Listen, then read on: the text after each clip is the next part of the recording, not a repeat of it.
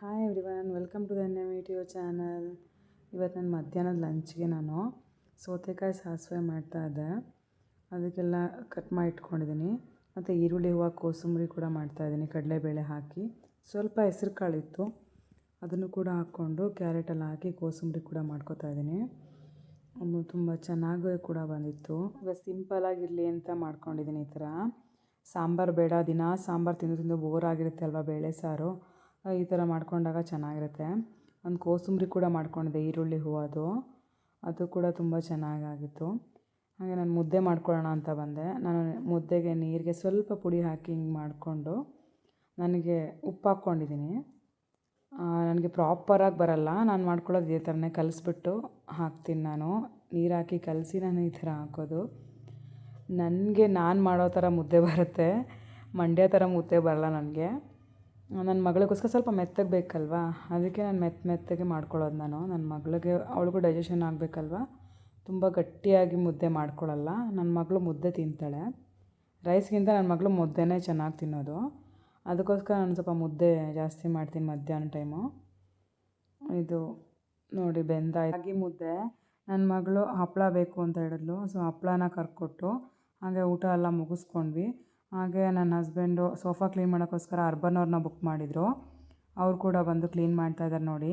ತುಂಬ ಚೆನ್ನಾಗಿ, ನಾವು ಮಾಡೋದು ಇಷ್ಟು ಕ್ಲೀನ್ ಆಗೋಲ್ಲ, ಅವರು ಎಷ್ಟು ಚೆನ್ನಾಗಿ ಕ್ಲೀನ್ ಮಾಡಿಕೊಡ್ತಾ ಇದ್ದಾರೆ ಅಂದರೆ, ಡ್ರೈ ಮಾಡ್ಕೋತಾ ಈ ಕಡೆ ಉಜ್ಕೋತಾ. ನನ್ನ ಮಗಳು ತುಂಬ ಅದನ್ನು ಗಲೀಜು ಮಾಡಿಬಿಟ್ಟಿದ್ಲು. ಸೊ ಅದಕ್ಕೋಸ್ಕರ ನಾನು ಅರ್ಬನ್ ಅವ್ರಿಗೆ ಬುಕ್ ಮಾಡೋಕ್ಕೆ ಹೇಳಿದೆ ನನ್ನ ಹಸ್ಬೆಂಡ್ಗೆ, ಅವ್ರು ಬಂದು ಒಂದು ಸಲ ಕ್ಲೀನ್ ಮಾಡಿಕೊಡ್ಲಿ ಅಂತ. ಅವ್ರು ಚೆನ್ನಾಗೇ ಮಾಡಿಕೊಟ್ಟಿದ್ದಾರೆ ನೋಡಿ. ಎಷ್ಟು ಡಿಫ್ರೆನ್ಸ್ ಇದೆ ಅಂದರೆ, ಈ ಸೋಫಾ ನೋಡಿ, ಆ ಕಡೆ ಸೋಫಾ, ರೆಡಿಯಾಗಿರೋ ಸೋಫಾ ನೋಡಿ, ಆ ಕಡೆ ಸೈಡಲ್ಲಿ ಎಷ್ಟು ಡಿಫ್ರೆನ್ಸ್ ಇದೆ ಅಂದರೆ, ಎಷ್ಟು ಗಲೀಜಿತ್ತು ಅಂದರೆ ಅದೆಲ್ಲದೂ ಹೋಗಿದೆ. ನನ್ನ ಮಗಳು ಅಷ್ಟು ಎಲ್ಲದು ಕಾಫಿ ಟೀ ಪ್ರತಿಯೊಂದನ್ನು ಚೆಲ್ತಿದ್ಲು ಅದ್ರ ಮೇಲೆ. ಅದೆಲ್ಲದನ್ನು ಆಮೇಲೆ ನೋಡಿ, ನಾವು ಅಲ್ಲಿ ಎಣ್ಣೆದೆಲ್ಲ ತಾಗಿದೆ ಅಂದರೆ, ನನ್ನ ಮಗಳಿಗೆ ಎಣ್ಣೆ ಹಚ್ಚಿದಾಗ ಅದೆಲ್ಲ ಅಲ್ಲಿ ಕುತ್ಕೋತಿದ್ಲಲ್ವ ಅದೆಲ್ಲ. ಆಮೇಲೆ ನಾವು ಇಲ್ಲಿ ಸರಿಯಾಗಿಲ್ಲ, ಅಲ್ಲಿ ಸರಿಯಾಗಿಲ್ಲ ಅಂತ ನಾನು ನನ್ನ ಹಸ್ಬೆಂಡ್ ನೋಡಿ ಹೇಳಿದ್ರು, ಅವ್ರು ಸ್ವಲ್ಪನೂ ಬೇಜಾರು ಮಾಡ್ಕೊಳ್ತಾನೆ ಚೆನ್ನಾಗಿ ಖುಷಿಯಾಗೆ ಮಾಡಿಕೊಟ್ರು ಹೋದರು. ಹಾಗೆ ನನ್ನ ಮಗಳು ಪಾರ್ಕಿಗೆ ಹೋಗಬೇಕು ಅಂದ್ಲು, ಕರ್ಕೊಬಂದ್ವಿ. ಇಲ್ಲಿ ಪಾರ್ಕಲ್ಲಿ ಸ್ವಲ್ಪ ಆಟ ಆಡಿಸ್ಕೊಂಡು ಹಾಗೆ ಫೋಟೋ ಎಲ್ಲ ತಕ್ಕೊಂಡು ಸುಮ್ಮನೆ ಹೀಗೇ ಅವಳು ಐಸ್ ಕ್ರೀಮ್ ಬೇಕಮ್ಮ ಅಂತ ಹೇಳಿದ್ಲು. ಹಾಗೆ ಐಸ್ ಕ್ರೀಮು ಕುಡಿಸ್ಕೊಂಡು ಅಲ್ಲೇ ತಿನ್ನಿಸ್ಕೊಂಡು ಹಾಗೆ ಬೇಗ ಮನೆಗೆ ಬಂದ್ವಿ. ಹಾಗೆ ನೈಟ್ ಡಿನ್ನರ್ಗೆ ನಾನು ಚೌಳಿಕಾಯಿ ಪಲ್ಯಕ್ಕೆ ರೆಡಿ ಮಾಡಿಕೊಂಡೆ.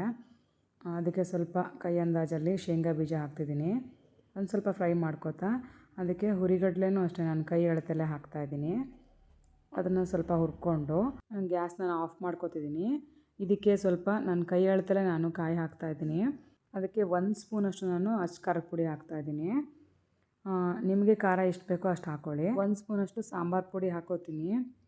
ಇದನ್ನು ತಣ್ಣಗಾದ ತಕ್ಷಣ ಡ್ರೈ ಆಗಿ ನಾನು ಇದನ್ನು ತರಿಯಾಗಿ ರುಬ್ಕೋತೀನಿ. ಮತ್ತು ಒಂದು ಬಾಣಲಿಗೆ ಎಣ್ಣೆ ಹಾಕಿ, ಅದಕ್ಕೆ ಎಣ್ಣೆ ಕಾದ ನಂತರ ಸಾಸಿವೆ ಹಾಕ್ತಿದ್ದೀನಿ.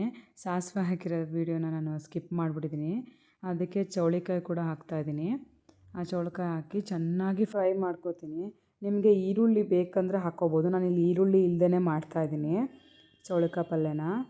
ನೋಡಿ, ಈ ಥರ ಈರುಳ್ಳಿ ಇಲ್ಲದೇ ಮಾಡ್ತಾ ಇರೋದು. ಚೆನ್ನಾಗಿ ಅದು ನೋಡಿ ಈ ಥರ ಫ್ರೈ ಆಗಬೇಕು, ಫುಲ್ಲು ರೋಸ್ಟ್ ಥರ ಫ್ರೈ ಆಗಬೇಕು. ಅದಕ್ಕೆ ಸ್ವಲ್ಪ ಉಪ್ಪು ಹಾಕ್ತಾಯಿದ್ದೀನಿ, ರುಚಿಗೆ ತಕ್ಕಷ್ಟು 2 ಸ್ಪೂನ್ ಹಾಕ್ತಾಯಿದ್ದೀನಿ ನಾನು ಉಪ್ಪನ್ನು. ಅದನ್ನು ಕೂಡ ಆಮೇಲೆ ಸ್ವಲ್ಪ ಸೌಳಾಗಬಾರ್ದು ಅಂತ ನಾನು ಬೆಲ್ಲ ಕೂಡ ಹಾಕ್ತಾಯಿದ್ದೀನಿ. ನೀವು ಆಪ್ಷನಲ್, ನಿಮ್ಗೆ ಬೇಕಿದ್ದರೆ ಹಾಕ್ಕೋಬೋದು, ಇಲ್ಲಾಂದರೆ ಬೇಡ. ನಾನು ಹಾಕ್ಕೋತಾ ಇದ್ದೀನಿ. ಅದಕ್ಕೆ ಡ್ರೈ ಆಗಿ ನಾನು ಪುಡಿ ಮಾಡಿ ಇಟ್ಕೊಂಡಿದ್ನಲ್ಲ ಮಸಾಲಾನ, ಅದನ್ನು ಕೂಡ ಹಾಕ್ಕೋತಾ ಇದ್ದೀನಿ ನೋಡಿ. ನಾನು ತರಿಯಾಗಿ ರುಬ್ಬಿಟ್ಕೊಂಡಿದ್ದೆ ನಾನು ಇದನ್ನು, ಸ್ವಲ್ಪ ನೀರು ಹಾಕ್ತೇನೆ. ಇದನ್ನು ಹಾಕಿ ಸ್ವಲ್ಪ ಮಿಕ್ಸ್ ಮಾಡಿ ಸ್ವಲ್ಪ ಫ್ರೈ ಮಾಡ್ಕೋತಾ, ಅದಕ್ಕೆ ನಾನು ಹುಣಸೆ ಹಣ್ಣನ್ನು ನೆನೆಸಿಟ್ಕೊಂಡಿದ್ದೆ, ಅದನ್ನು ಇವಾಗ ರಸನ ಹಾಕ್ತಾಯಿದ್ದೀನಿ ನೋಡಿ. ಹುಣಸೆ ಹಣ್ಣಿನ ರಸನ ಅದು ನೆನೆಸಿಟ್ಕೊಂಡಿದ್ದೆ ಸ್ವಲ್ಪ ನಾನು, ಅದನ್ನು ಹಾಕ್ಬಿಟ್ಟು ಸ್ವಲ್ಪ ನಾನು ಆ ಜಾರು ತೊಳೆದಿರೋದಿರುತ್ತಲ್ಲ ಮಸಾಲದು, ಅದನ್ನು ಸ್ವಲ್ಪ ಹಾಕ್ತಾಯಿದ್ದೀನಿ. ಯಾಕಂದರೆ ಗೊಜ್ಜು ಥರ ಇದ್ದರೆ ಅದು ಚೆನ್ನಾಗಿ ಅಂಟ್ಕೊಳ್ಳುತ್ತೆ ಮಸಾಲ ಎಲ್ಲ, ತಿನ್ನಲಿಕ್ಕೂ ಟೇಸ್ಟಿಯಾಗಿರುತ್ತೆ. ಖಾರ ಉಪ್ಪು ಹುಳಿ ಎಲ್ಲ ಸೇರಿಕೊಂಡು ಚೆನ್ನಾಗಾಗುತ್ತೆ ಅಂತ. ಈ ಥರ ನೀವು ಮಾಡ್ಕೊಳ್ಳಿ ನೋಡಿ. ರೆಡಿಯಾಗಿದೆ ಇವಾಗ ಚೌಳಿಕಾಯಿ ಪಲ್ಯ, ತುಂಬಾ ಟೇಸ್ಟಿಯಾಗಿರುತ್ತೆ. ಹಾಗೆ ಅದಕ್ಕೆ ಚಪಾತಿ ಮಾಡಿದೆ. ನನ್ನ ಮಗಳು ಟ್ರಯಾಂಗಲ್ ಚಪಾತಿ ಬೇಕು ಅಂತ ಹೇಳಿದ್ಲು. ಟ್ರಯಾಂಗಲ್ ಚಪಾತಿ ಬೇಕು ಅಂತ ಹಠ ಮಾಡಿದ್ದಕ್ಕೆ ಟ್ರಯಾಂಗಲ್ ಚಪಾತಿ ಮಾಡಿದೆ. ನಮ್ಮಲ್ಲಿ ನಾವು ಆದಷ್ಟು ತುಪ್ಪ ಯೂಸ್ ಮಾಡ್ತೀವಿ, ಎಣ್ಣೆ ಕಡಿಮೆ. ಅಂದರೆ ಈ ಥರ ದೋಸೆ, ರೊಟ್ಟಿ, ಚಪಾತಿ ಯಾವುದೇ ಇದ್ರೂ ನಾವು ತುಪ್ಪ ಹಾಕ್ತೀವಿ. ನೈಟ್ ನಾವು ರೈಸ್ ತಿನ್ನೋದು ಕಡಿಮೆ, ಅದಕ್ಕೆ ನಾನು ಚಪಾತಿ ಮಾಡಿದ್ದೆ.